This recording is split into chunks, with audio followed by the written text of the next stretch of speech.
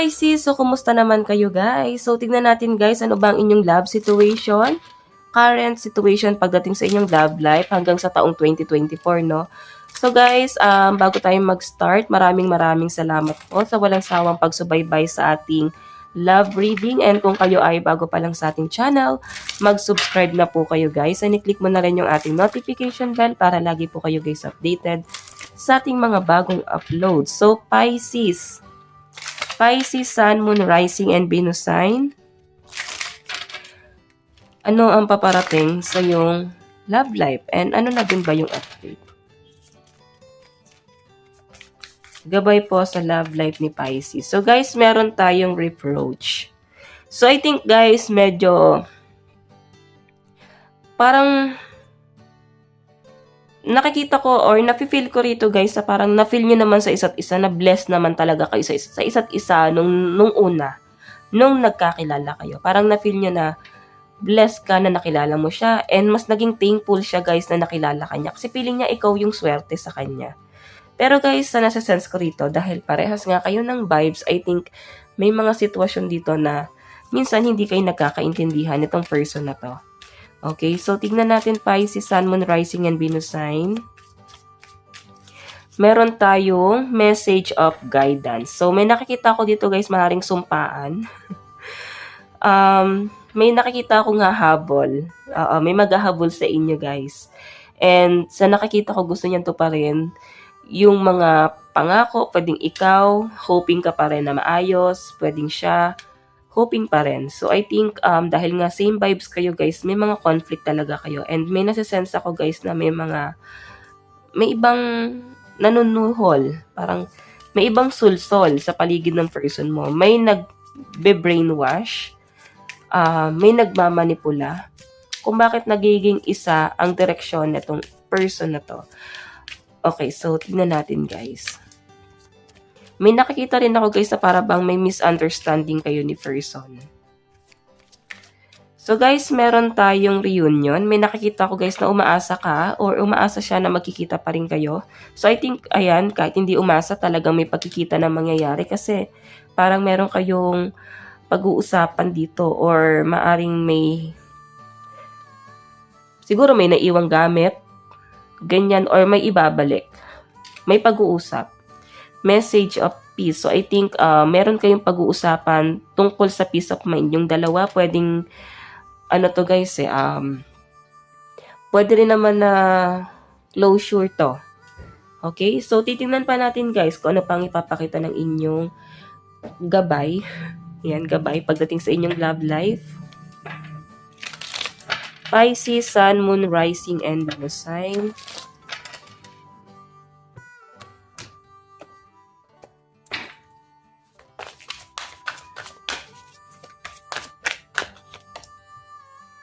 Oh, Pisces. Meron tayong 7 of Swords.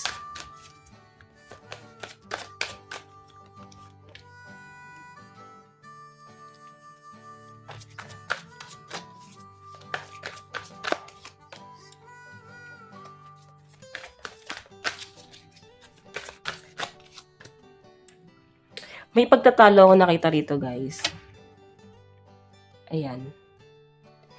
And sa nafe-feel ko dito, Pisces, ayusin lang natin to. Parang nafe-feel kasi nung isa na parang, ano mapapala ko dito? Parang ganun. Parang wala ka namang maitutulong sa akin. Bakit masyado mong kinokontrol yung mga desisyon ko sa buhay? Yan ang nasa-sense ko rito. And nasa-sense ko, parang kailangan kasi maging role model ang isa sa inyong dalawa. Kumbaga, kailangan ma-inspire kayo sa isa't isa. Ganon. Ano ba yung pwede mong gawin para ma-inspire sa yung person mo?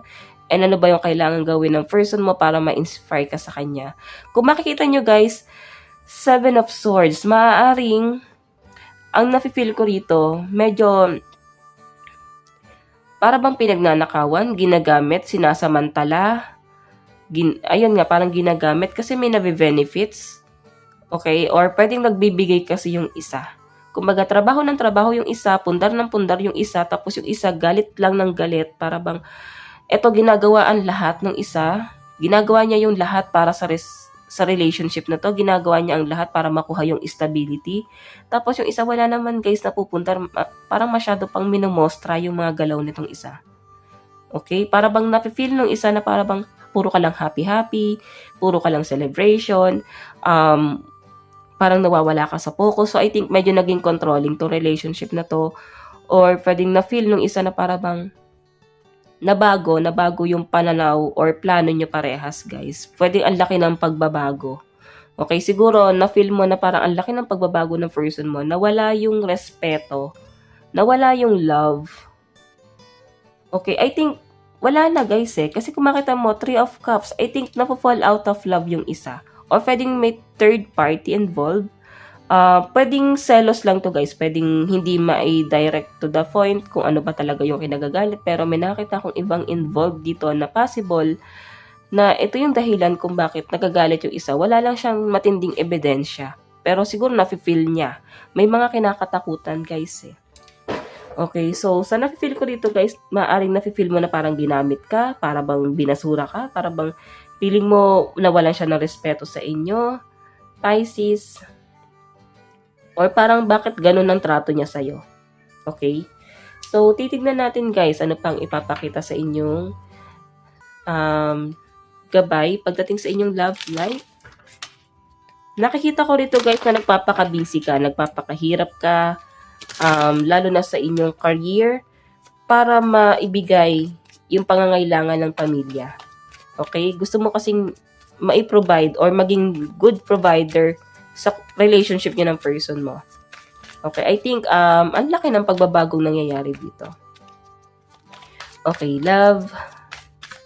Pagdating po sa love life ni Pisces, meron tayong King of Wands. So, may nakikita kong napakalupit.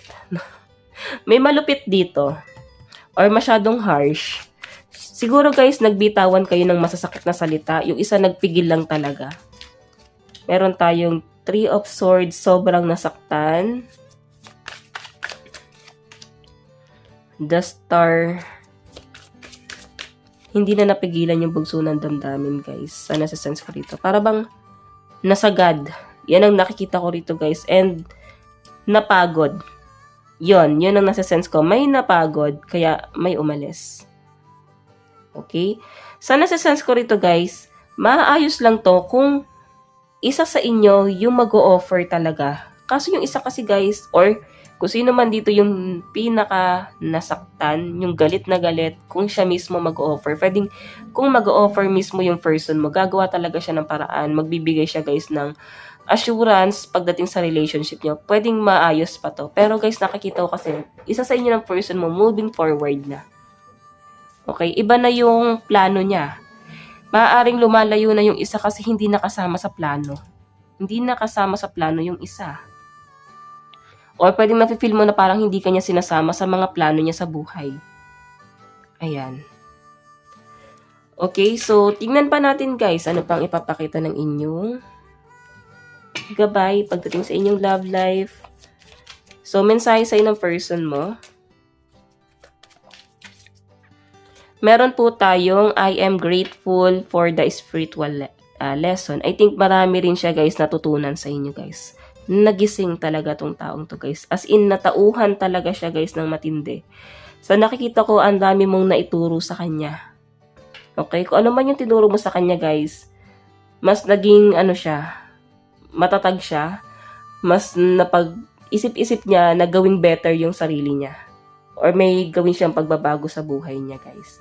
Kung ano man itong naparealize mo sa kanya. So, tingnan natin. Meron po tayong, I hope that you can forgive me one day. So, humihingi pa rin siya, Pisces, ng kapatawaran, no? Parang, maayos din kayo. Parang, gusto niya na maging maayos pa rin kayo. Hindi na, hindi lang sa pagiging mag-partner ulit, kahit magkaibigan. Okay, so tingnan natin, Pisces, meron tayong I left when I saw you with someone. So I think may mga kinakatakutan siya kung bakit mas umalis siya. Siya yung parang bigla na lang umalis. Siya na yung tumuldok, no? Tingnan natin guys ang inyong advice. Meron tayong reveal what need to be seen. So, nagpakita ng totoong ugali. Pisces, or nalaman yung totoong ugali. Ano talaga yung totoong intention? Yun yung nasa sense ko rito, guys. Okay, so nasa sense ko rito, guys, natuklasan mo na ito pala to, biglang diba? Ito talaga yung ugali. So, I think, bigla kang na-shock, no? Sa pinapakita niyang pag-uugali. Tignan natin, guys, kuha tayo ng 6 na card. Sino ba tong mga kadil mo? Anong zodiac sign? Meron tayong Aquarius.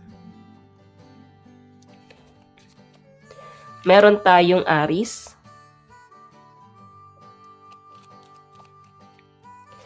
Meron tayong Pisces.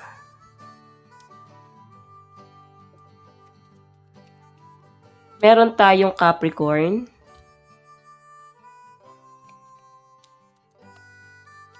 Meron tayong Leo.